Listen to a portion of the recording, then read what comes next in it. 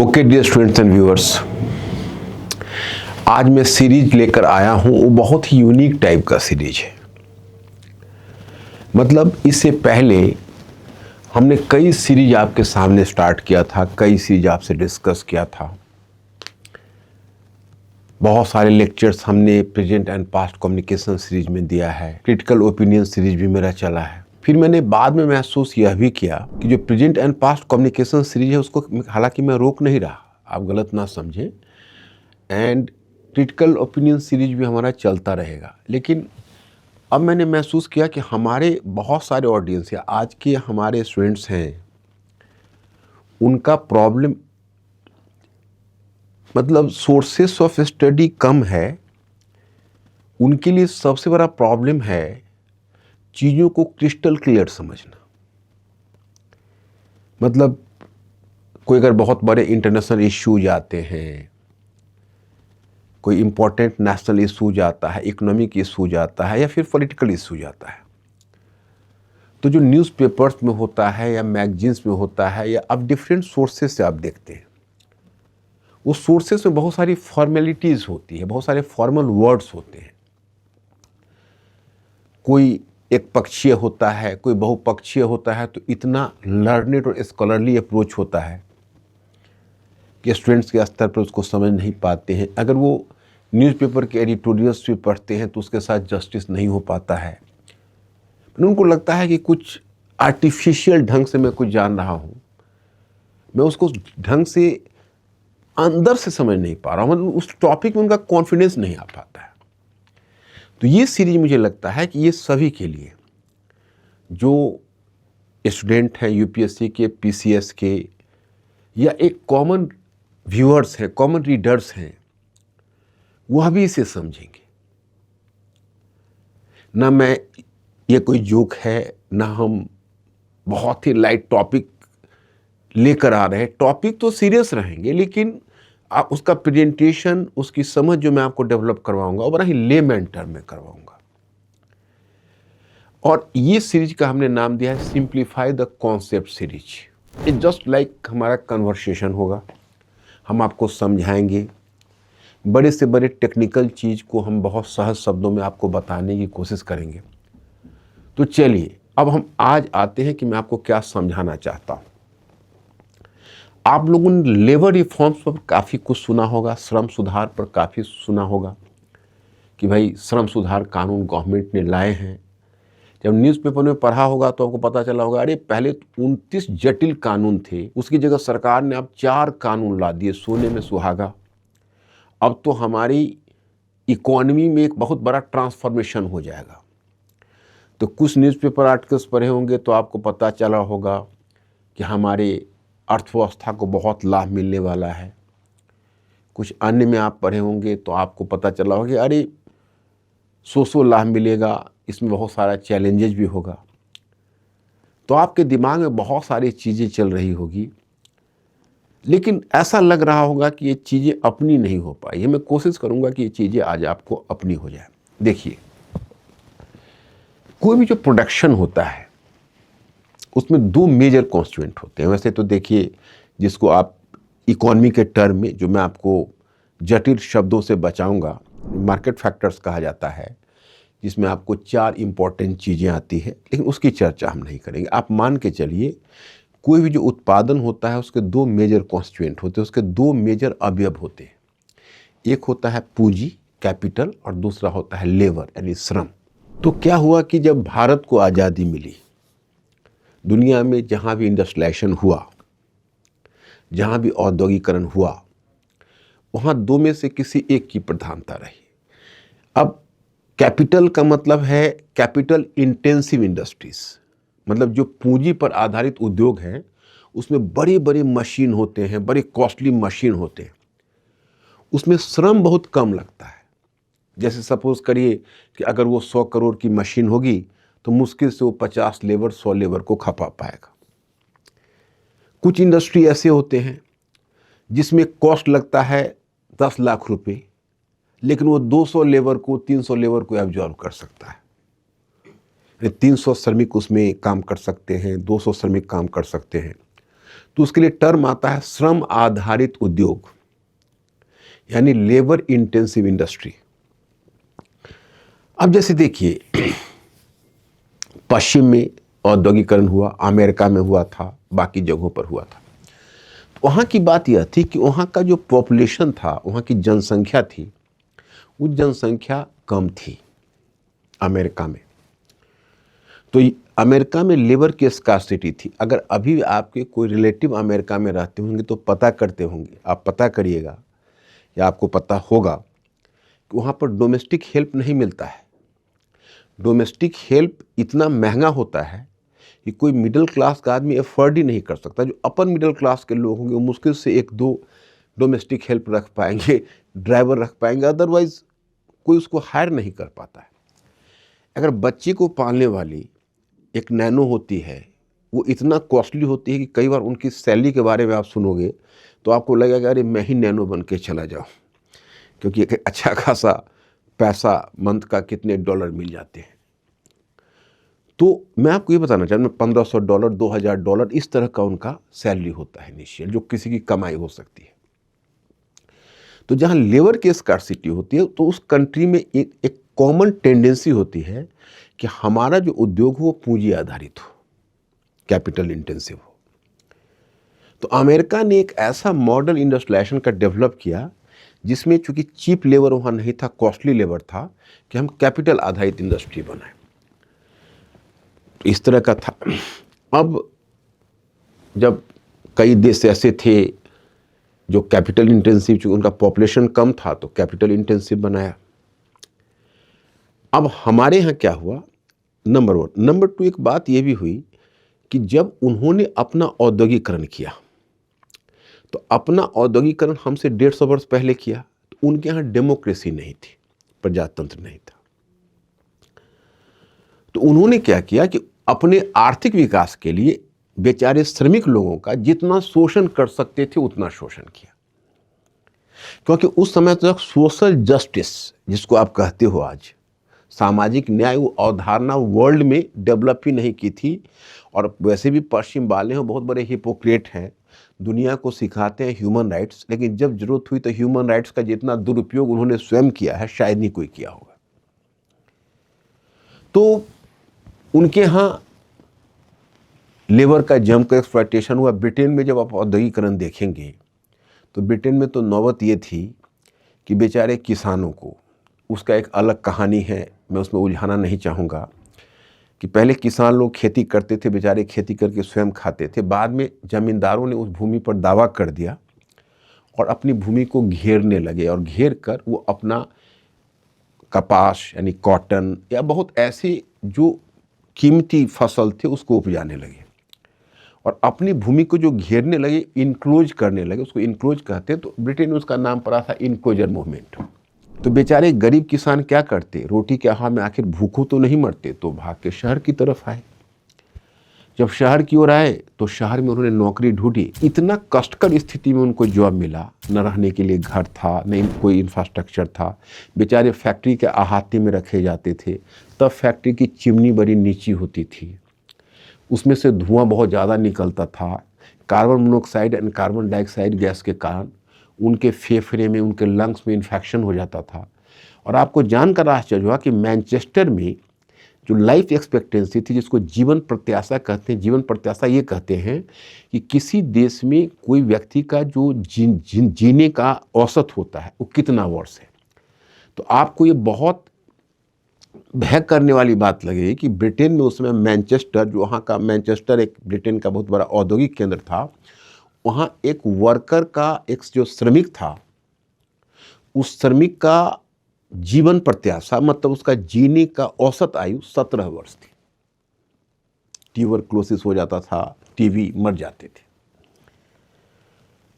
तो उसको इस तरह से ब्रिटेन अपने आप को दुनिया का सबसे इंडस्ट्रियल पावर बनाया।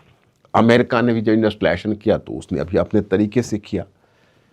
तब तो न पर्यावरण का कोई चिंता, न लेबर की कोई चिंता। हम लोगों ने जो अपना औद्योगिकरण किया तो उसमें लेबर का मुद्दा बहुत ज़्यादा आ चुका था, सामाजिक न्याय की बात हो चुकी थी, सोशलिज्म, समाजवाद आ चुका था, सोवियत रूस आ चुका था।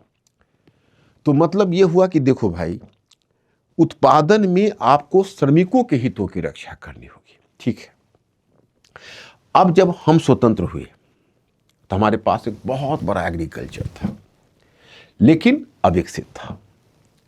अब हम इस पर कभी नहीं जाएंगे, कभी मैं आपको भारत की अर्थव्यवस्था जरूर समझाऊंगा अपनी भाषा में और अपने सरल तरीके से, जिसमें नेहरू के समय से मोदी के समय तक की यात्रा करूंगा आपके साथ और बताऊंगा कैसे कैसे आप भारत में इस अर्थव्यवस्था से आज जो आप कहते हो कि दुनिया की एक मजबूत अर्थव्यवस्था बने, वो कितने थपेरे खाकर बने, कितनी उथल पुथल के बाद बने। ये काम बहुत आसान नहीं था।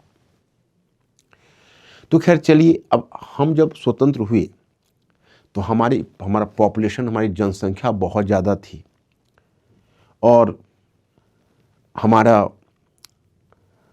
एग्रीकल्चर 75% 80% लोग एग्रीकल्चर पर डिपेंड करते थे, कृषि पर।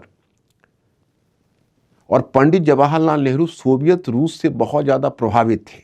उसमें समाजवादी रूस हुआ करता था, क्योंकि समाजवादी रूस पहले क्या था कि पहले वो भी कृषि आधारित अर्थव्यवस्था थी, लेकिन उसने अपना ऐसा उद्योग बनाए, ऐसा औद्योगिकरण किया कि अमेरिका के बाद वो एक दूसरी बड़ी अर्थव्यवस्था दुनिया का बन गया। तो अब ये हुआ कि भाई हम भी उसी तरह से अपने अर्थव्यवस्था का काया पलट करेंगे, हम ऐसा बहुत बड़ा उद्योग बनाएंगे। ठीक है, तो उन्होंने जो उद्योग का तरीका अपना लिया बच्चे, वही गलती हुई, वहीं से श्रम वाली समस्या आई, जिसके बारे में थोड़ा सा बताऊंगा। तो मैं अभी आपको श्रम सुधार समझा पाऊंगा कि अभी जो लेबर लॉज बने हैं वो कैसे हमारी अर्थव्यवस्था को फायदा पहुंचाएंगे। एक्चुअली उन्होंने क्या किया कि उन्होंने सोचा, एक योजना बनाई, एक मॉडल बनाया कि दो तरह के उद्योग होते हैं। एक को कहते हैं पूंजीगत उद्योग, जो मैंने अभी आपको बताया, कैपिटल बेस्ड इंडस्ट्रीज, और दूसरे को कहते हैं उपभोक्ता संबंधी उद्योग। एक उद्योग हुआ जिसको कहते हैं पूंजीगत उद्योग और कैपिटल गुड्स इंडस्ट्री जिसको कहते हैं, और दूसरे को कहते हैं उपभोक्ता संबंधी उद्योग। तो उपभोक्ता संबंधी उद्योग जो होता है उसका जो उत्पाद होता है, जैसे आपका सूती वस्त्र हुआ, जैसे आपका जूट उद्योग हुआ, आपका फुटवियर हुआ, मतलब जूते चप्पल वाले उद्योग हुए, इवन आपका इंजीनियरिंग तकनीकी हुआ, तो ये सब आ जाता है कंज्यूमर गुड्स इंडस्ट्रीज में, जिसको कहते हैं हम उपभोक्ता संबंधी उद्योग, क्योंकि इसका जो उत्पाद होता है ना वो सीधे उपभोक्ता तक पहुंचता है। और कैपिटल गुड्स इंडस्ट्रीज है, ये रूस की देन थी। उसने क्या किया कि एक मॉडल डेवलप किया। उसका ये कहना था कि पहले पूंजीगत उद्योग स्थापित करिए, क्योंकि जो पूंजीगत उद्योग होता है उसका उत्पाद जो होता है, उसका जो प्रोडक्शन होता है, वो आप सीधे लोगों तक कंजम्पशन के लिए नहीं पहुंचता है, बल्कि वो जो दूसरे उद्योग होते हैं उसमें वो इनपुट का काम करता है। तो पंडित नेहरू ने यही तरीका अपना लिया कि ऐसा है कि पहले हम पूंजीगत उद्योग बनाएंगे और उपभोक्ता संबंधी उद्योग, जब पूंजीगत उद्योग स्थापित हो जाएगा तो बहुत सारे उपभोक्ता संबंधी उद्योग बनेंगे, बहुत सारा उद्योग बनेगा, बहुत सारे लोगों को जॉब मिलेगा और पूरा इंडिया का पॉपुलेशन एक अच्छा खासा इंडस्ट्री में खप जाएगा, बहुत सारे श्रमिकों को जॉब मिल जाएगा। लेकिन जो उन्होंने पूंजीगत उद्योग स्थापित किए वो मशीन पर आधारित थी, उसमें लेबर को कम एब्जॉर्ब किया। तो खैर चलिए, उन्होंने निजी क्षेत्र को भी अगर दे दिए होते उपभोक्ता संबंधी उद्योग तो गनीमत है। नेहरू से एक बहुत बड़ी भूल हुई थी कि उन्होंने जिसको आप कहते हैं उपभोक्ता संबंधी उद्योग, जिसमें कपड़ा उद्योग है, तो एक कपड़ा उद्योग वो क्या होता है, वो श्रम पर आधारित होता है। उसमें बहुत से ज़्यादा आप श्रमिक को खपा सकते हो। आपका चप्पल जूते का उद्योग है, जूट का उद्योग, उसमें बहुत सारे श्रमिकों को खपा सकते हो। उस सब उद्योग को उन्होंने क्या किया, एक कैटेगरी बना दिया, लघु एवं कुटीर उद्योग, और कहा कि लघु एवं कुटीर उद्योग ये लोगों का जॉब क्रिएट करेगा, लेकिन ये सेपरेट होगा, इसमें निजी क्षेत्र को प्रवेश नहीं दिया जाएगा। इसमें 740 आइटम को इंदिरा गांधी ने एकदम, जितने कॉटन गुड्स वगैरह इंडस्ट्री कहते हो सबको उन्होंने लघु और कुटीर उद्योग के तहत रख दिया कि ये लोगों को जॉब देगा, लोगों को नौकरी प्रदान करेगा। अगर निजी क्षेत्र को भी दिए होते तो बेचारे निजी क्षेत्र उसमें निवेश करते और अधिक से अधिक श्रमिकों को खपाते, लेकिन ऐसा नहीं हुआ। अब देखिए, लघु और कुटीर उद्योग में पूंजी नहीं है, वो सारे उद्योग बैठते भ्रष्टाचार के शिकार होते चले गए, कोई उद्योग चला ही नहीं। और जो उनका मेन जहाँ कैपिटल पूंजी लगी हुई थी, जहाँ बड़े बड़े मशीनों को खरीद कर लगाया था, उसने श्रमिकों को खपाया नहीं, तो भारत में बेरोजगारी की बाढ़ आती चली गई। नंबर 1। नंबर 2 कि नेहरू पर भी समाजवाद का प्रभाव था और उनकी पुत्री इंदिरा गांधी कुछ ज़्यादा ही समाजवादी हो गई। अच्छा, और कुछ कानून ब्रिटिश ने पारित किए थे श्रमिकों के लिए। जैसे आप पेपर में पढ़ोगे, न्यूज़पेपर में, तो न्यूज़पेपर में आपको मिलेगा कि औपनिवेशिक एरा का मतलब ब्रिटिश एरा, उसके कुछ प्रचलित कानून थे और कुछ कानून ऐसे थे जो कानून नेहरू और इंदिरा गांधी के समय, जिसके कहते हैं नेहरूवादी आर्थिक मॉडल, उस समय वो कानून बनाए गए थे और वो सारे कानून कहीं ना कहीं श्रम सुधार के रास्ते में बाधा थे, जटिल थे। तो वहां पर आपको बड़ी दिक्कत होती है कि भाई इन सब ने ऐसा क्या श्रमिक कानून बना दिया जिस कारण से उद्योगों का विकास ही रुक गया। तो देखिए, ब्रिटिश का क्या है कि ब्रिटिश भारत में कुछ क्षेत्र ऐसा था जिसमें ब्रिटिश के पूंजीपतियों का एकाधिकार था, मोनोपोली था। ब्रिटिश पूंजीपतियों का उसमें मोनोपोली था, एकाधिकार था।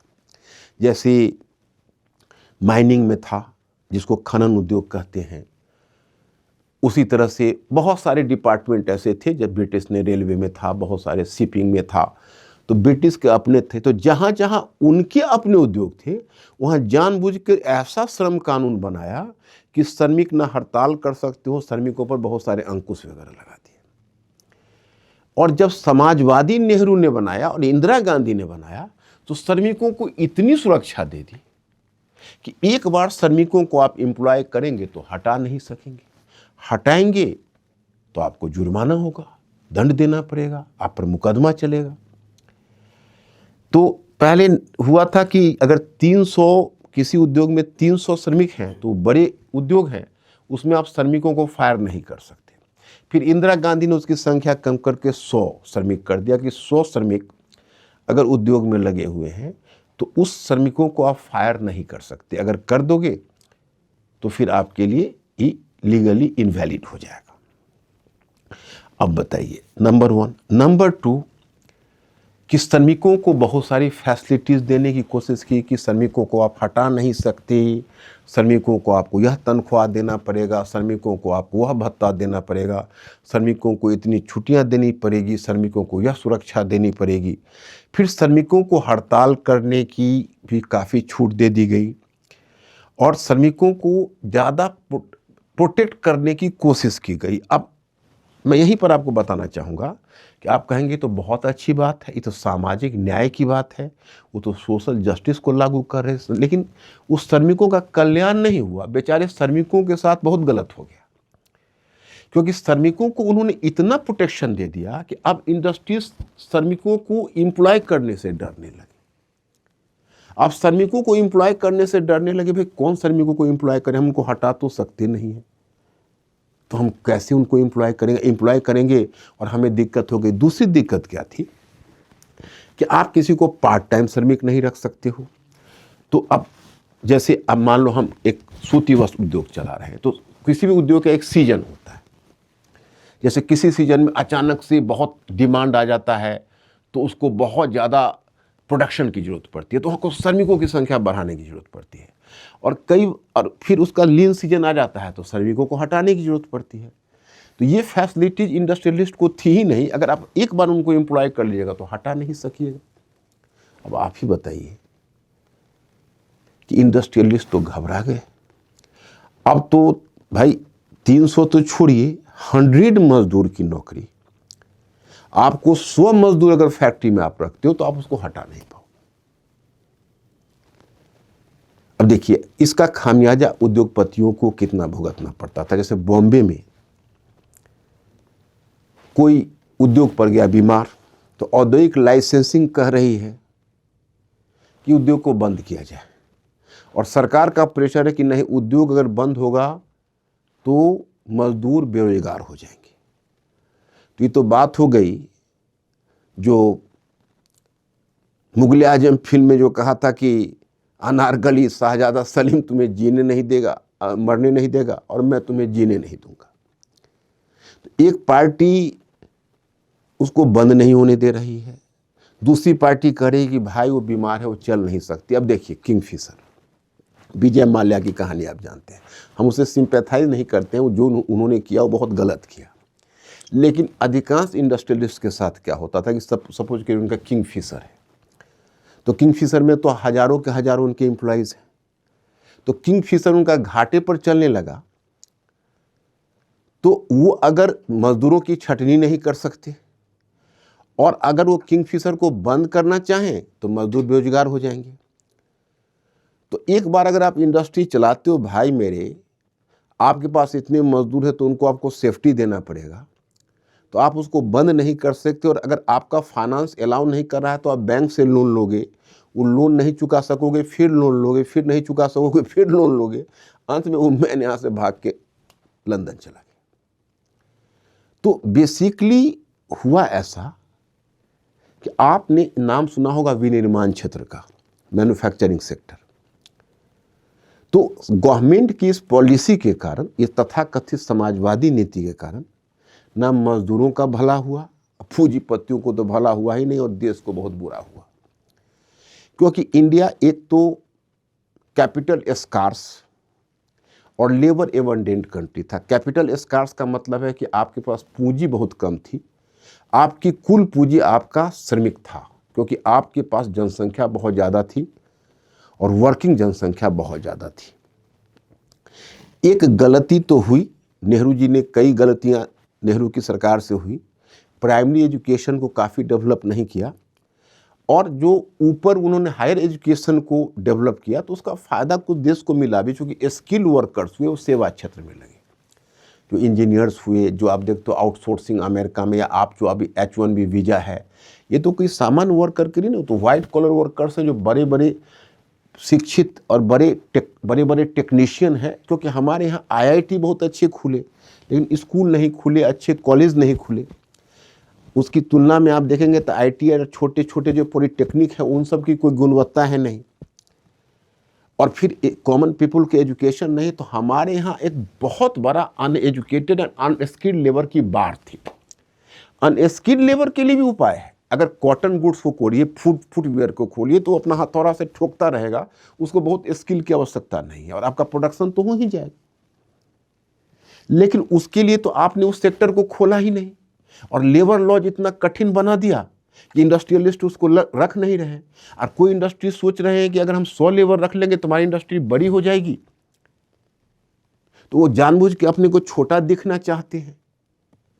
अब एक विशेषज्ञ ने एक बात कही थी जो मैं आपसे शेयर करना चाहूँगा, कि इंडिया का दुर्भाग्य यह है कि यहाँ का हर फॉरवर्ड अपने को बैकवर्ड की कैटेगरी में रखना चाहता है, और हर बड़े इंडस्ट्रियलिस्ट, हर बड़े पूंजीपति अपने को छोटा दिखाना चाहता है।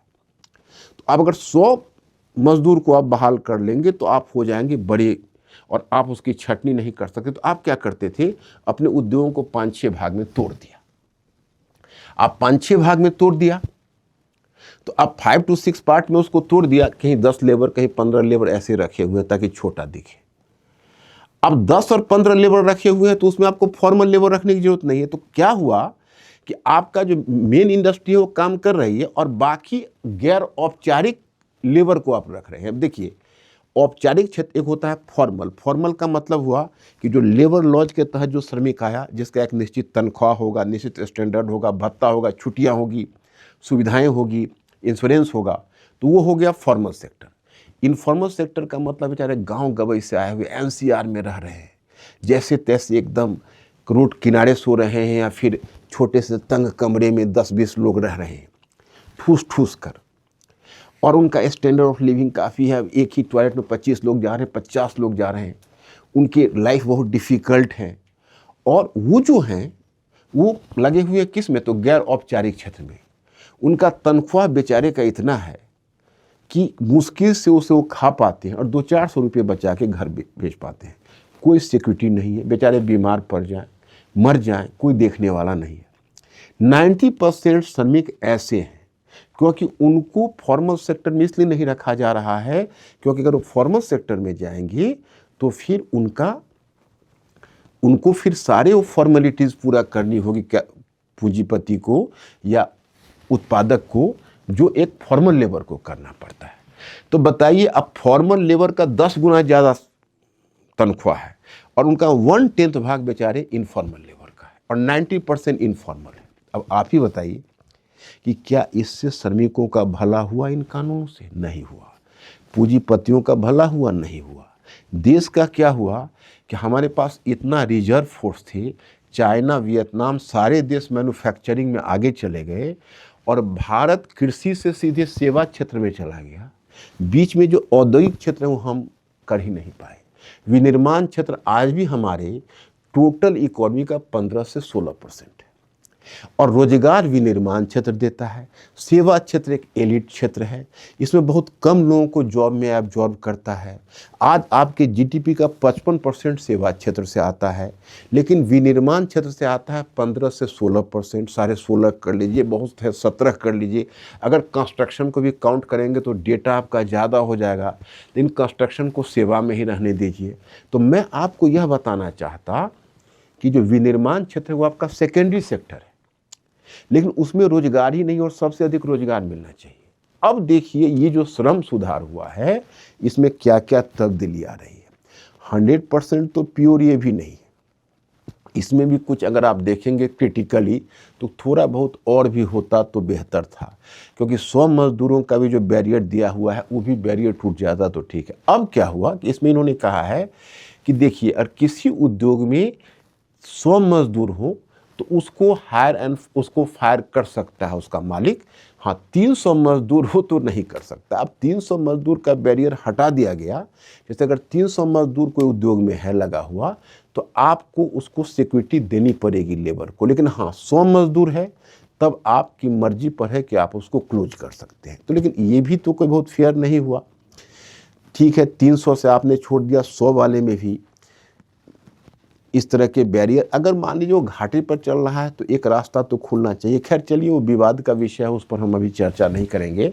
फिलहाल जो अच्छी बातें हैं उसकी चर्चा करो। देखिए, अच्छी बातें क्या हुई कि अब आप गैर औपचारिक और औपचारिक के बीच भेदभाव नहीं कर सकते। अगर आपने लेबर रखा हुआ है तो आपको इक्वल फैसिलिटी देना पड़ेगा, मतलब दोनों लेबर का तनख्वाह एक हो जाएगा, आप उसको विभाजन नहीं कर सकते। दूसरी बात यह कि जो फैसिलिटी आप फॉर्मल लेबर को देते हो वही फैसिलिटी सारे लेबर को है, तो सारा लेबर टेक्निकली फॉर्मल हो जाएगा। तीसरी बात है कि आप फिक्स टर्म अपॉइंटमेंट भी कर सकते हैं, जो पूंजीपतियों के लाभ में है। भाई, हम सूती वस्त्र उद्योग, कॉटन गुड्स इंडस्ट्री चला रहे हैं, सूती वस्त्र उद्योग चला रहे हैं।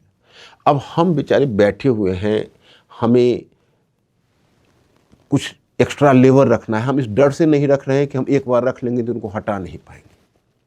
तो बताइए कितना गलत हो जाएगा हमारे साथ, पे तो हमारा प्रोडक्शन ही कम हो जाएगा। तो अब है कि आप फिक्स टर्म लेबर रख सकते हैं। तो फिक्स टर्म लेबर अगर आप रखेंगे तो ठीक है, वेरी गुड, मोस्ट वेलकम, रखिए। आप उसको फिक्स टर्म में हटा सकते हैं, लेकिन जब तक जितने समय के लिए आप रखेंगे आपको उसी तरह से उसके साथ बिहेव करना पड़ेगा जिस तरह से आप औपचारिक श्रमिक के साथ करते हैं। उतना ही तनख्वाह देना पड़ेगा, उतनी छुट्टियां देनी पड़ेगी। अगर 1 वर्ष से ज़्यादा आप रखते हैं तो आपको ग्रेच्युटी भी देनी पड़ेगी उसको। और इतना ही नहीं, आपको सेम मतलब पेड लीव देना पड़ेगा। आप उसको दोनों के बीच भेदभाव नहीं कर सकते। लेकिन हाँ, फिक्स टर्म के बाद उसको हटा दीजिए तो पूंजीपतियों को इतनी राहत तो मिली कि भाई हम एक्स्ट्रा लेबर रख सकते हैं, हटा सकते हैं, हायर एंड फायर कर सकते हैं। तो इससे आपका प्रोडक्शन पर बहुत बड़ा असर पड़ेगा। दूसरी बात है कि अब लेबर की दशा सुधरेगी। आप कहीं भी अपॉइंटमेंट है तो एक खास सैलरी से कम आप उनको दे नहीं सकते। तीसरी बात यह है कि आपके पॉपुलेशन का 50%, अगर बहुत से ज़्यादा कहें तो सारे 49%, चलिए 49% कर लीजिए। हाँ, अगर आप डोमेस्टिक को काट छाँट के देखें तो चलिए 40% ही सही, 35% ही सही, लेकिन वीमन लेबर है, महिलाएं हैं, तो पहले महिलाओं को रात होती थी तो काम पर नहीं जाइए, सिक्योरिटी रीजन है, तो माइनिंग में महिलाएं ना जाए, वहाँ महिलाएं ना जाए। अब हर जगह महिला लेबर रह सकती है और उसकी सुरक्षा देना प्रबंधन का काम है। तो अब मतलब ये हो गया कि आपका लेबर फोर्स मल्टीप्लाई कर जाएगा। इनफॉर्मल और फॉर्मल के बीच भेद नहीं रहा, मजदूरों की दशा सुधरेगी। अब अगर पहले क्या था कि पहले देखिए, अब पहले क्या करते थे, गैर औपचारिक श्रमिक रखते थे, तो एक उससे खामी यह भी थी, आपका जो औपचारिक श्रमिक था उससे आपका ट्यूनिंग नहीं बैठता था। गैर औपचारिक श्रमिक से आप काम करवाते थे या कॉन्ट्रैक्ट लेबर से काम करवाते थे तो उसको बहुत कम सुविधाएं देते थे, उसको हटा देते थे। अब आपको जो लेबर रखेंगे उसको इक्वल फैसिलिटीज देनी होगी, तो आप उसको स्किल देंगे ताकि उसका प्रोडक्शन का एडिशन हो। जैसे आप सैलरी आपको ज़्यादा देनी पड़ेगी, तो आप चाहेंगे ना कि लेबर से हम ज़्यादा से ज़्यादा मैक्सिमम बेनिफिट ले सकें, तो आप स्किलिंग करेंगे। स्किलिंग करने के लिए तो आपका स्किल्ड लेबर बढ़ेगा, स्किल्ड लेबर बढ़ेगा तो प्रोडक्शन बढ़ेगा, प्रोडक्शन बढ़ेगा तो देश की समृद्धि बढ़ेगी। तो ये देखिए, सबका एक दूसरे से संबंध है, एक दूसरे से रिलेशनशिप है। फिर क्या है कि जैसे प्लेटफॉर्म लेबर है, गिग वर्कर्स। अब पहले गिग वर्कर्स था तो गिग वर्कर्स को कोई सिक्योरिटी नहीं थी। आपने एक मूवी भी देखी होगी, एक मूवी का नाम मैं भूल रहा हूँ, उस मूवी में गिग वर्कर्स की दशा के बारे में दिया है कि मॉर्निंग से इवनिंग तक बाइक से जाता है, आता है, श्रम में लगा रहता है, लेकिन उसको बहुत कम इतना ही हो पाता है कि मुश्किल से फैमिली चला पाता है और कोई सिक्योरिटी नहीं। अगर बीमार पड़ गया, एक्सीडेंट हो गया तो no one is to take care of him. अब उनको सोशल सिक्योरिटी मिलेगी, उनको सारी फैसिलिटीज मिलेगी और आपका इकोनॉमी का एक बहुत बड़ा भाग, देखिए समय के साथ हर चीज़ बदल रहा है। अब एआई टेक्नोलॉजी आ रही है, आपका गिग इकोनॉमी है वो बहुत बड़ा हो रहा है, तो समय की आहट को समझिए, आपकी गिग इकोनॉमी की इतना बड़ा है। अब देखिए 10 लाख लोग अनएम्प्लॉयड हर साल आपको जुड़ रहे हैं, आपको उनको जॉब देना है। आपका जो इकोनॉमिक सर्वे के 23-24 ईयर में कहा गया कि इंडिया को 87 point some lakhs job immediate चाहिए, तो अब ये सारे के सारे अब आपको मिलेंगे, क्योंकि अब गैर इनफॉर्मल सेक्टर में आप नहीं रख सकते वर्कर्स को। अब वर्कर्स का फैसिलिटीज बढ़ेगी, उनका तनख्वाह बढ़ेगा, तो अच्छा होगा या बुरा होगा ये आप बताइए।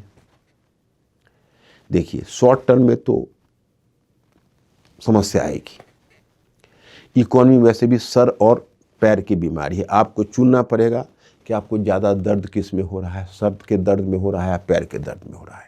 अब देखिए, आप श्रमिकों का तनख्वाह बढ़ाएंगे तो इमीडिएट क्या होगा कि पूंजीपतियों का एक्सपेंडिचर बढ़ेगा, स्किलिंग में टाइम लगेगा तो उनका प्रॉफिट कम होगा, कॉस्ट बढ़ेगा।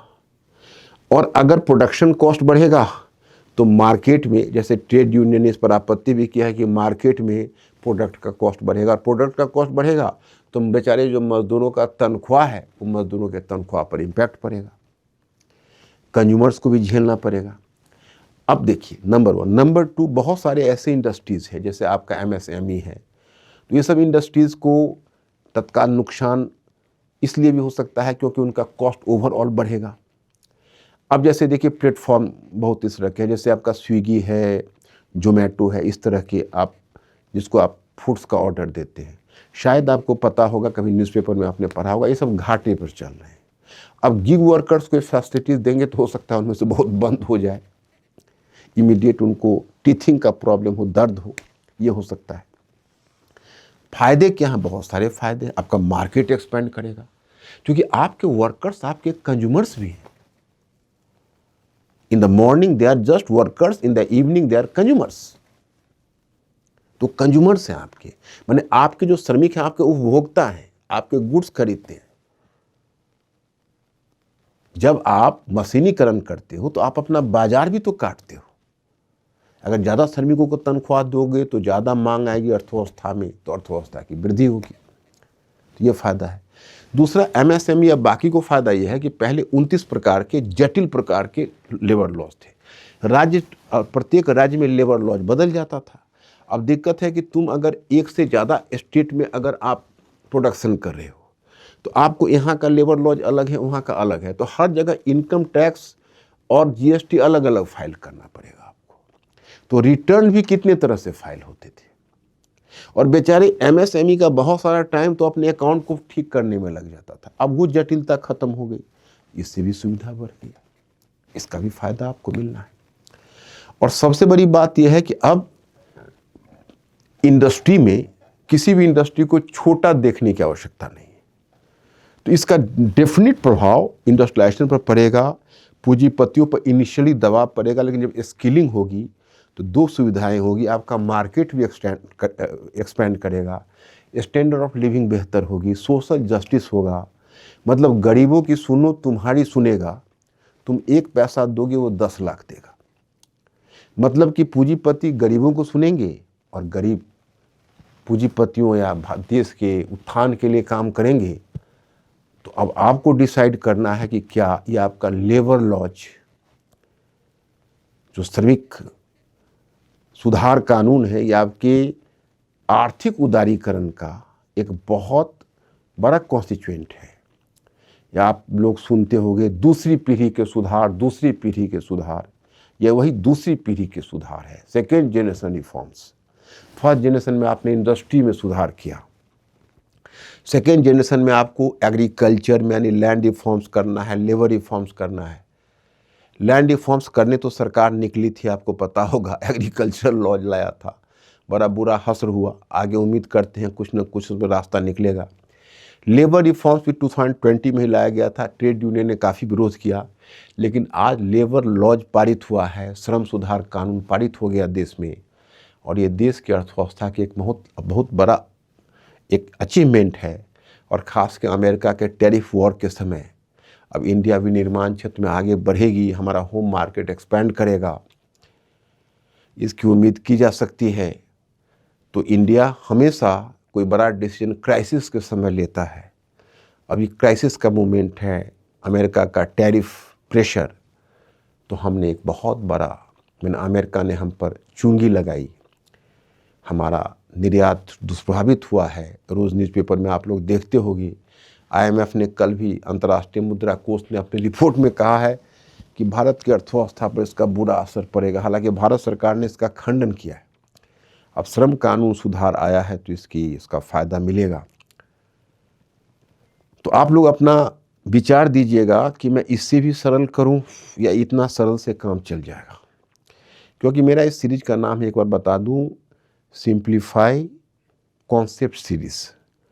तो मैं कोशिश करूंगा जो भी महत्वपूर्ण मुद्दा इंटरनेशनल रिलेशन पर, अंतर्राष्ट्रीय संबंध पर आता है, राष्ट्रीय मुद्दे पर आता है, तो गैर औपचारिक रूप में आपको समझा सकूं, लेमैन टर्म में।